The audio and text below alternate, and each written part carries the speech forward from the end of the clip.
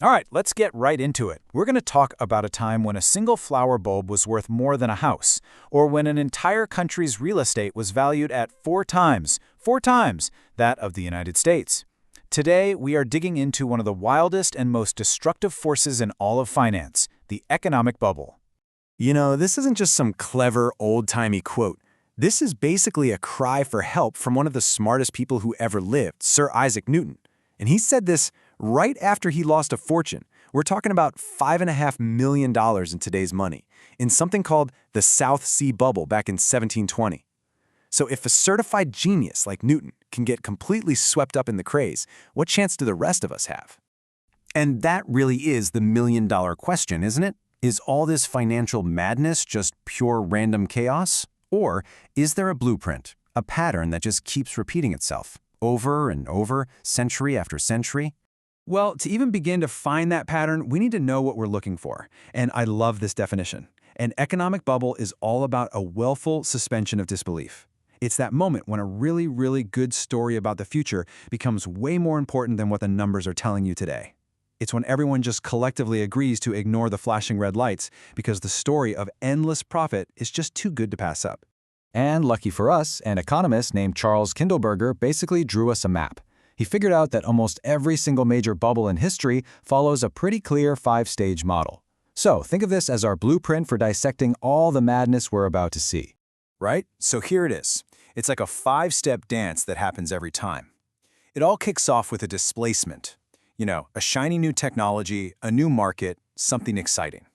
That sparks the boom when the early investors start getting really rich, and people notice. Then comes the euphoria. That's when everyone, and I mean everyone, is jumping in. But then you get financial distress. That's when the smart money starts quietly slipping out the back door. And it all ends with revulsion. Total panic, the crash, and all the fallout that comes with it. Okay, let's put this pattern to the test. Our first case file takes us way back to the 1630s in the Dutch Republic for what is widely considered the first documented asset bubble in history. The one, the only, Tulip Mania. Just look at this. This isn't about money anymore. This is about what one single, rare tulip bulb could get you at the absolute peak of the frenzy. We're talking about a whole herd of animals, tons of food, or, and this is the crazy part, an actual house in Amsterdam. For a flower, it's completely mind-boggling. So you've got to be asking, how on earth did it get this crazy? Well, it was all about a new financial innovation. The Dutch invented these things called futures contracts, which they called windhandel, and that literally means wind trade. People weren't even trading the actual tulips anymore. They were trading paper promises for tulips that were still in the ground. They were literally trading air. And as you can probably guess, it all came crashing down. As fast as it went up, it collapsed. All it took was one failed auction in early 1637, and confidence just, poof, vanished. Within a few weeks, tulip prices had plummeted by over 99%, and all those people holding paper contracts, they were left with absolutely nothing. The wind trade just blew away. Okay, let's hit the fast-forward button and jump ahead a few hundred years. The tech is way different, the assets have changed, but that five-stage pattern of human behavior, oh, that stays exactly the same. It just gets a whole lot bigger. Now, if we're talking about pure, jaw-dropping scale, the number one contender for the biggest bubble of all time has got to be Japan in the late 1980s. This wasn't just a stock market thing or a real estate thing. No, it was both. At the same time, an everything bubble. I really want you to let this number sink in for a second. At its absolute peak, the total value of all the real estate in Japan was worth 4 times more than all the land in the entire United States. Think about that. A country roughly the size of California was, on paper, worth more than America, 4 times over. And if you want to see just how absurd it got, look at this. That little plot of land where the Tokyo Imperial Palace sits, it was valued at more than all, and I mean all, the real estate in the entire state of California. The numbers had just completely lost touch with reality. And when this bubble finally popped, it plunged Japan into what's now known as 3 lost decades of economic stagnation. And the hits just kept on coming, didn't they? In the late 90s, the dot-com bubble was all about this exciting story of a new economy. It ended up wiping out $5 trillion in stock value. Then, less than 10 years later, we had the housing bubble. This time it was driven by super complex mortgage debt, and it didn't just crash the market, it came unbelievably close to taking down the entire global banking system.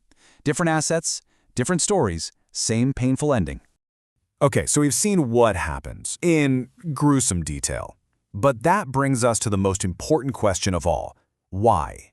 Why does this keep happening? What's the engine that's actually powering these insane cycles of boom and bust? A Nobel Prize winner named Robert Shiller gave us a really powerful answer with his idea of narrative economics. And it's actually pretty simple. Powerful stories. Stories about a new technology that's going to change the world, or a new way for ordinary people to get rich quick. These stories can spread just like a virus, completely overriding our rational brains and driving our economic choices on a massive scale. Right, because these stories tap into this really potent psychological cocktail.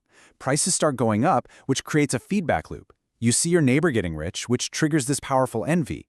You feel a gambler's excitement every time you buy in and the price goes up. And it's not just regular people. Even the experts get sucked in and become overconfident, convincing themselves and everyone else that no, this time it's different. So after looking at all this evidence, from tulip bulbs all the way to the modern financial system, it's finally time, let's deliver the verdict. Which one of these massive manias can actually claim the title of history's biggest economic bubble? And the answer is, well, it really depends on how you measure biggest. If you're talking about just pure insane valuation extremity, the winner has to be the Japanese bubble, no question. But if you're measuring by global systemic impact, as in how close it came to ending the world as we know it, then the 2008 housing bubble gets the prize. And for the greatest percentage of wealth destruction, you've got to go all the way back to 1720 France and the Mississippi bubble, which didn't just crash, it took the entire French currency down with it. Which, of course, brings us right back to today. Because if you use that same framework to look at what's happening right now, the current AI sector is trading at a mind-blowing ratio.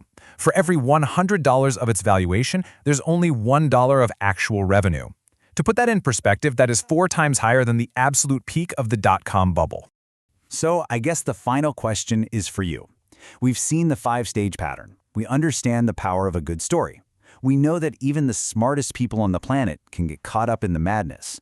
So when you look at a number like that, you have to ask yourself, are we living through the first few stages of the next great bubble? Is history about to repeat itself all over again?